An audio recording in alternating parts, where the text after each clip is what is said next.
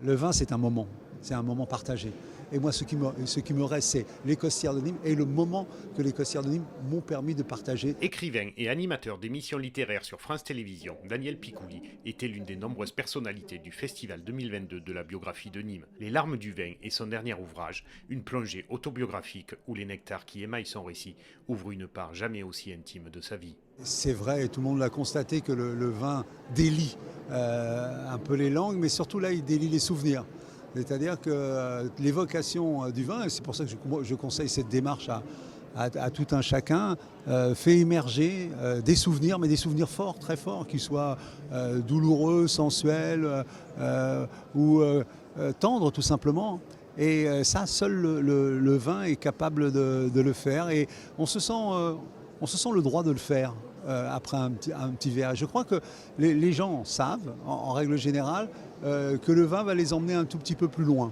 Et ils sont d'accord avec ça. Et tout, j'allais dire, parfois le travail d'une vie, c'est de le laisser vous emmener plus loin, mais jamais trop loin.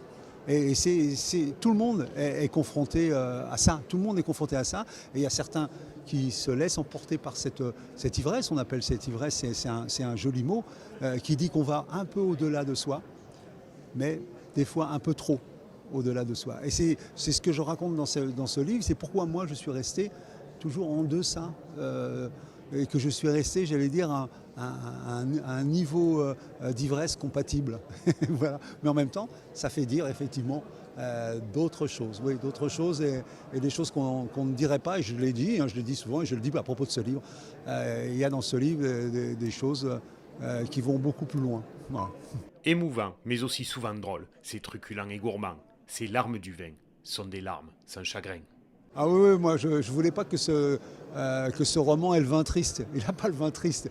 Il a justement ce vin gai, un petit peu plus gai, j'allais presque dire, qu'au naturel. Mais parce que c'est la réalité au bout du compte. Quand je tire le fil du vin dans ma vie, au bout du compte, la quantité de moments heureux est bien plus importante. Et surtout, la quantité d'apprentissage que je dois au vin est déterminante. Et c'est, je pense, toute personne qui fera cet itinéraire-là, d'aller voir dans sa vie comment les choses se sont passées autour du vin, va s'apercevoir que oui, il est très très très important, beaucoup plus qu'on ne le croit, et que presque le mystère, c'est de savoir comment on arrive à développer cette capacité à enfouir l'importance du vin dans notre vie. On n'en parle quasiment jamais.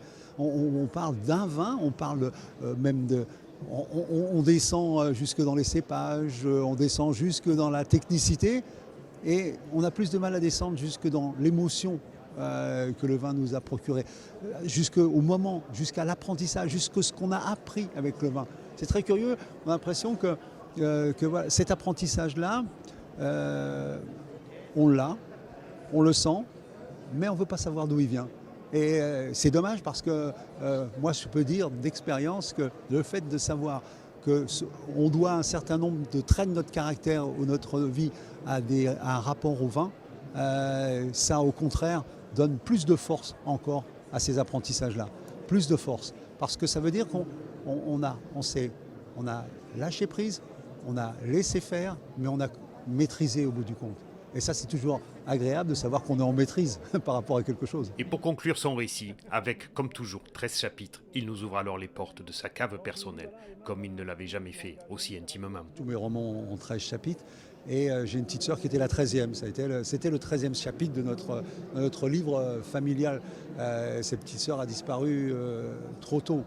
Et ce qu'il y a d'extraordinaire dans le fait qu'on écrive des romans, c'est qu'on peut la faire revivre. À la fin du livre, je la fais revivre quelques instants. Et pour moi, c'est pas simplement écrire un souvenir. Alors, ça m'émeut, hein, c'est normal.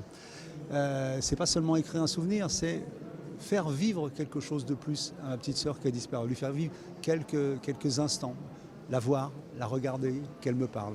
Et ça, c'est une des magies supérieures du roman et de l'écriture. C'est pour ça que souvent, quand je parle avec les gens, je suis de ceux qui défendent le droit d'écrire pour tous.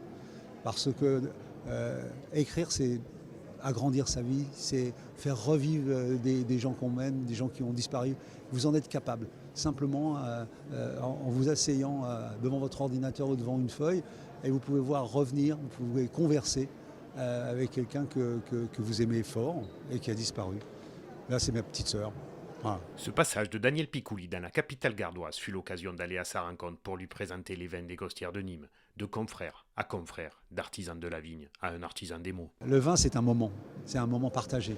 Et c'est souvent, on se rappelle d'un vin à travers un moment partagé. Hier, j'ai partagé un très bon moment avec des passionnés des Costières de Nîmes, même des passionnés de beaucoup de choses, puisque justement le vin nous amène à parler. Et d'ailleurs, parce que c'est dans mon livre, on va jusqu'à parler de tauromachie et de courses camarguaises, parce que je cite un vin espagnol et je cite Islero, et qu'on peut se surprendre que je connaisse Islero, le taureau qui a tué Manolette. Mais voilà un exemple de conversation qu'on peut avoir grâce au vin. On est parti des Costières de Nîmes, on l'a dégusté, on l'a apprécié, on en a parlé, on m'en a parlé, puisque je ne le connaissais pas à ce point-là, et on a parlé de 1000 choses. Les dégustations provoquent quelque chose que je trouve extraordinaire, c'est le rapport avec ceux qui font du vin, avec les vignerons, avec ceux qui s'en occupent. Moi, j'ai une passion pour les gens qui travaillent le vin, quoi. Parce qu'ils sont pour moi très très proches de l'écrivain. Ce sont des créateurs, ils font un vin qui leur ressemble, ils font le vin qu'ils veulent, ils font le vin qu'ils aiment. Et ça, on croit que le vin c'est une sorte quasiment de produit naturel qui pousse tout seul, pas du tout.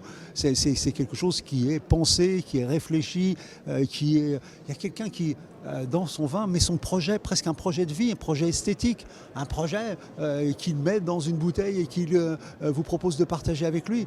Ça, je trouve ça extraordinaire. Et n'importe quelle conversation avec les gens qui aiment le vin, qui sont dans le vin, qui le fabriquent, qui sont autour, qui en font la promotion, provoque ce genre de moment. Moi, j'aime ça. J'ai l'impression de parler à des confrères. On est confrères. Ils font du vin, ils écrivent du vin, et moi, je fais des livres. Voilà. Et moi, ce qui me reste, c'est les Costières de Nîmes et le moment que les Costières de Nîmes m'ont permis de partager avec les gens qui étaient là. Et c'est quasiment la définition du livre que j'ai écrit. On part d'un vin et on arrive à un moment. Et j'espère que ce livre sera, pour ceux qui le lisent, un moment. Les larmes du vin viennent de sortir en ce début d'année aux éditions Albin Michel. Ce millésime 2022 se consomme dès à présent, et ça la moindre modération.